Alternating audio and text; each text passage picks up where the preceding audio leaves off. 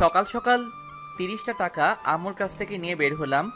আব্বু অনেক কষ্ট পাচ্ছে বুঝতে পারছি, বাট কিছু করার নাই। আজকে ভার্সিটিতে আমার পরীক্ষা, তাই তাড়াতাড়ি করে বাসের জন্য বাস স্টেশনে দাঁড়িয়ে গেলাম।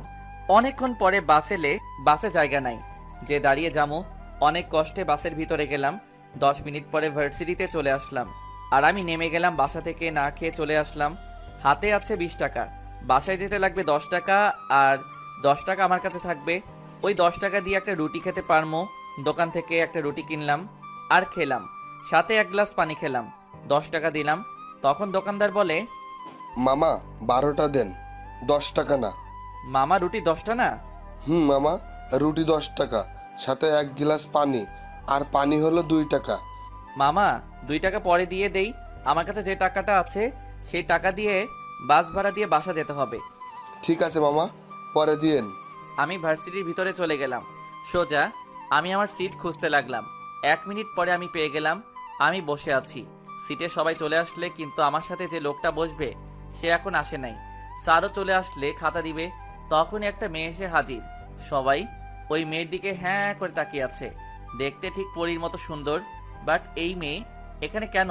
কখনো তো দেখি নাই এই মেয়েকে আমাদের ভার্সিটিতে। তখনই স্যার, আরে আদিবা, ভিতরে আসো। আর সবাই শোনো, ওর নাম আদিবা।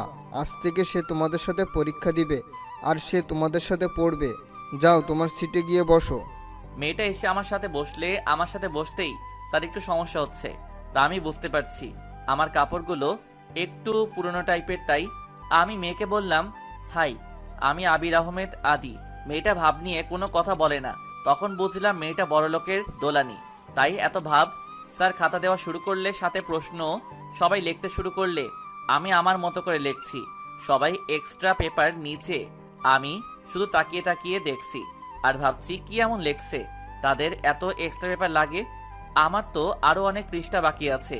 দেখতে দেখতে প্রায় সময় শেষের দিকে চলে এসেছে।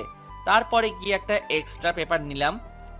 একইভাবে ঠিক সময় লেখে পরীক্ষাটা দিলাম। সবাই বের হয়ে সব বন্ধুদের সঙ্গে কত কথা বলছে, বাট আমি বলতে পারছি না, কারণ আমার কোনো বন্ধু নাই।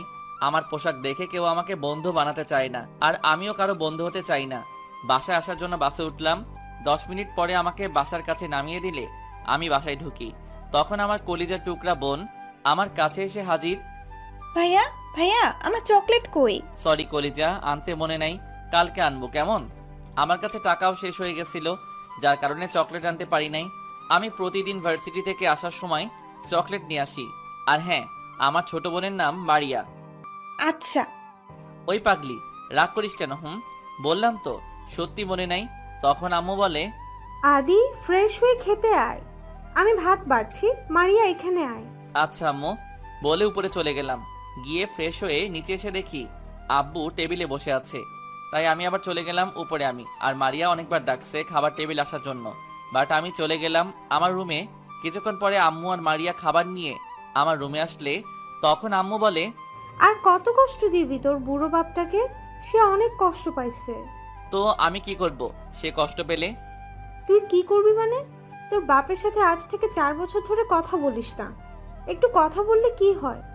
সে না হয় একটা ভুল করেছে, তাই বলে তুই আর তার একমাত্র ছেলে হয়ে তার সাথে কথা বলিস না, তার দেওয়া কোনো গাড়ি বা পোশাক নিচ্ছিস না, সব সময় পুরান পোশাক পরে ভার্সিটিতে যাস, তারও আবার লোকাল বস দিয়ে তোর বাপের অনেক কষ্ট পায়।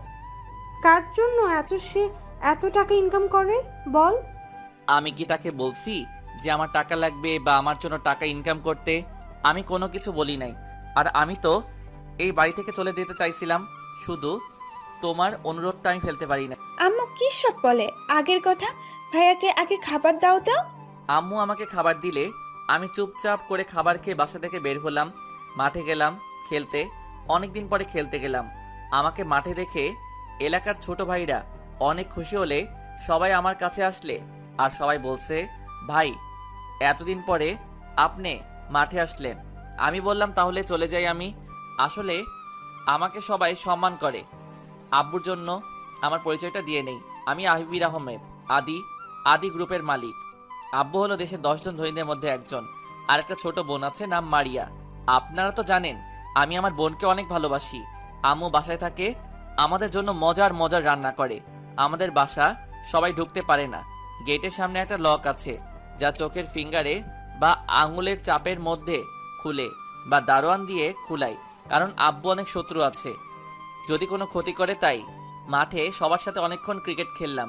ভালো লাগলে সন্ধ্যার সময় বাসায় গেলাম, গিয়ে হাত মুখ ধুয়ে পড়ার টেবিলে বসলাম।